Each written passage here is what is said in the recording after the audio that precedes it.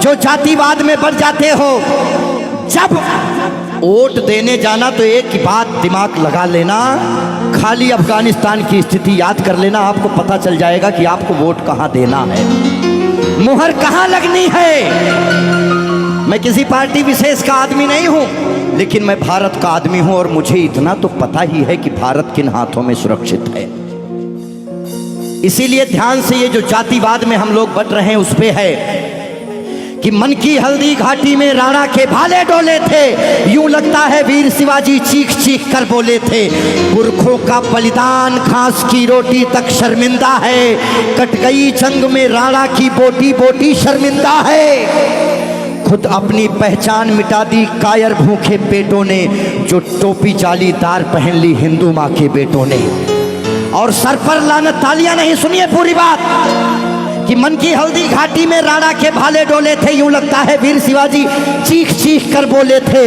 पुरखों का बलिदान घास की रोटी भी शर्मिंदा है, कट गई जंग में राणा की बोटी बोटी शर्मिंदा है। खुद अपनी पहचान मिटा दी कायर भूखे पेटों ने, जो टोपी जालीदार पहन ली हिंदू माँ के बेटों ने। सर पर लानत वाली छत से फिर खुला ठिकाना अच्छा था, टोपी गोल पहनने से तो मर जाना ही अच्छा था। मथुरा अवधपुरी घायल है, काशी घिर गई कराहों से, यदकुल गठबंधन कर बैठा कातिल नादिर शाहों से। मुंह से आह तलक ना निकली धर्म ध्वजा के फटने से, कब तुमने आंसू छलकाए गौ माता के कटने पे। हिंदुस्तान के लोगों जागो, कब तुमने आंसू छलकाए गौ माता के कटने पे। जागे नहीं अगर आज हम, तो ये प्रश्न पीढ़ियां पूछेंगी। हमारे पास दो ही ऑप्शन है, या तो हम अपनी आने वाली पीढ़ियों के लिए चेतावनी बन जाएं या मिसाल बन जाएं। ना हम कश्मीरी पंडितों को भूलेंगे और ना राम भक्तों पे गोलियां चलाने वाले को भूलेंगे। ये वही भारत है, ध्यान रखिएगा। किसी बहकावे में नहीं आना है कि कब तुमने आंसू छलकाए गौ माता के कटने पे, और जागे नहीं अगर हम, तो ये प्रश्न पीढ़ियां पूछेंगी। गन पकड़े हिंदुओं के बेटे और बुरके से लदी बेटियां पूछेंगी, बोलेंगी हे आर्यपुत्र इतना उद्धार किया होता, खतना करवाने से अच्छा हमको मार दिया होता। और सोते रहो सनातन वालों तुम सत्ता की गोदी में, पर सांस आखिरी तक भगवा की रक्षा हेतु लड़ूंगा मैं। शीश कलम करवा दूंगा पर कलमा नहीं पढ़ूंगा मैं, शीश कलम करवा दूंगा।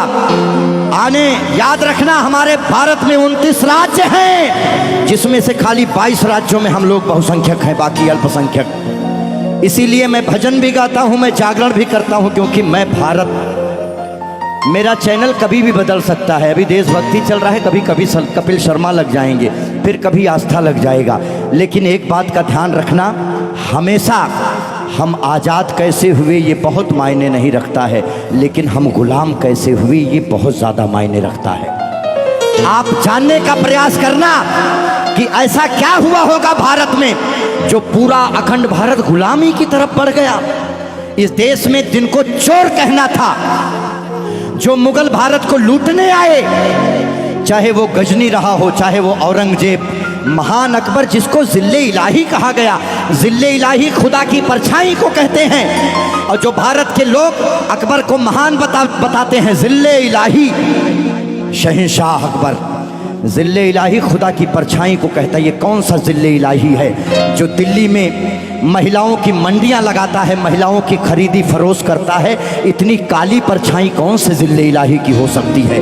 इसीलिए आप अपने हीरोज, अपने बच्चों को बताओ कि ये देश भगत सिंह की वजह से, ये देश जियो तिवारी जनेऊधारी, चंद्रशेखर आजाद, ये देश मंगल पांडे, बुंदेले हर बोलों के मुंह हमने सुनी कहानी थी और खूब लड़ी मर्दानी वो तो।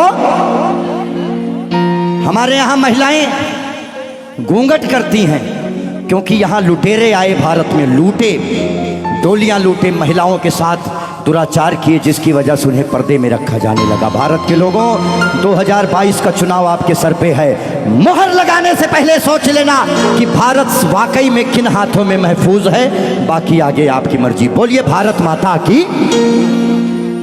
आइए रोक दो भाई, इतना काफी।